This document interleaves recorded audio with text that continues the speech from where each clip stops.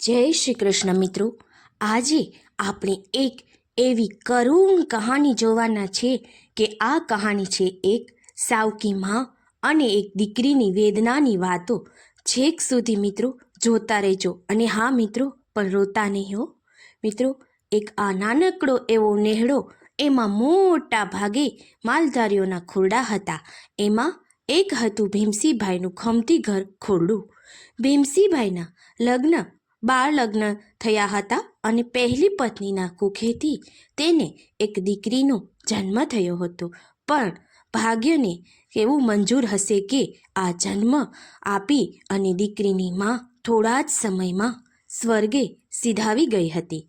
અને ભીમસિંહભાઈના માથે તો જાણે મોટું આભ જેવડું દુઃખ તૂટી પડ્યું. કારણ કે દીકરીએ તો હજુ ધાવણ પણ નહોતું મૂક્યું ત્યાં જે ધાવણ દેનારીનો વિયોગ તેને આવી પડ્યો. ભીમસિંહભાઈ એ આ 5 ગામની પંચાયતમાં બેસવાવાળો માનવી હતો.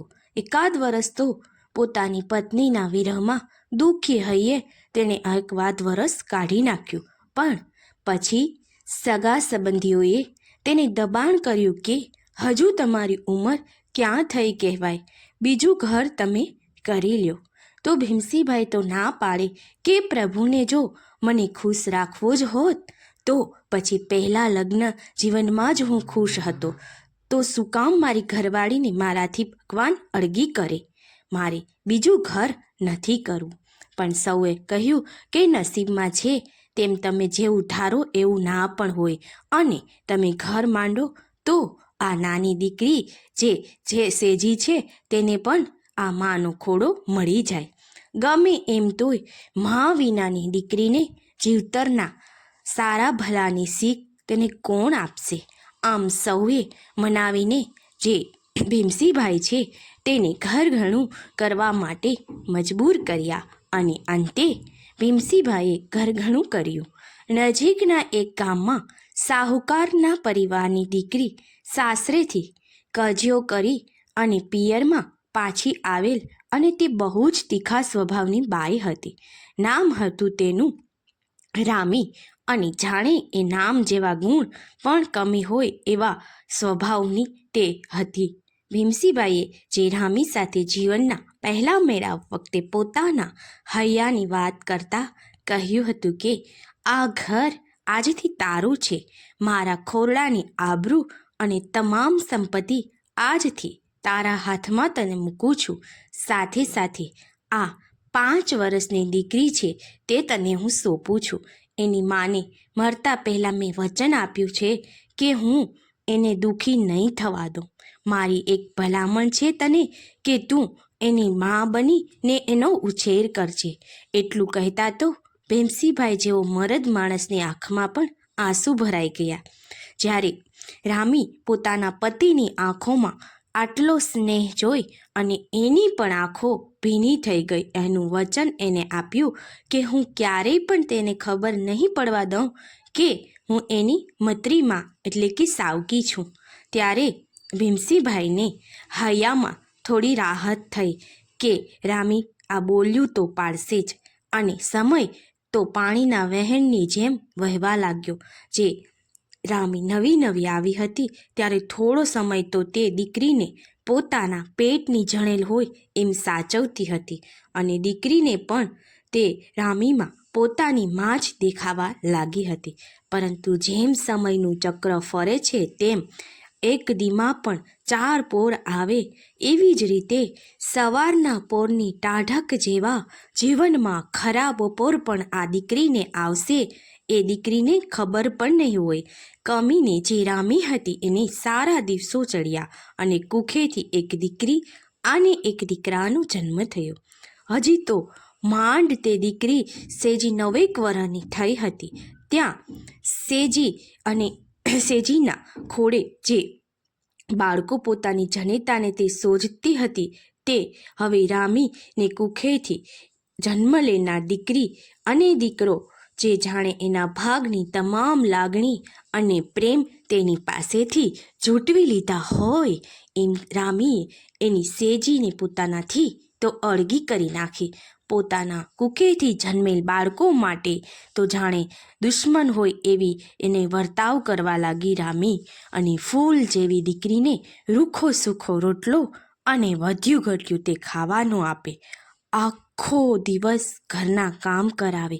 દીકરી પોતાના સંતાનોને ઘણા તે સાચવે, પણ તો પણ તે ધૂતકારતી હોય તેમ એવી રીતે તેની રાખતી હતી. ઘરનું વાસિંદું વડાવે, વાસણ ધોવડાવે. નાની એવી ઉંમર છતાં પણ કુવે તેને પાણી ભરવા મોકલે. આ જીવનમાં દીકરીના જીવનમાં ભર બપોરનો તાપ તપે એમ દુઃખના દિવસો તપવાનું શરૂ થયું. બાપ માલધારી એટલે સવારે પશુઓને લઈ અને વગડે નીકળી જાય. જેના બાપને તો આ ભીમસીભાઈને આ વાતની તો જરાય ખબર નહીં. અને આ રામી પાછળથી સેજીને ધમકાવે કે તારા બાપને કાંઈ પણ કીધું તો તને રૂપિયા ભાર અમલ પાઈને પતાવી દઈશ. સેજીના મગજમાં તેનો ડર ગરી ગયો અને સેજીની આંખના આંસુ ક્યારે સુકાઈ ગયા તે દીકરીને ખબર પણ ના રહે.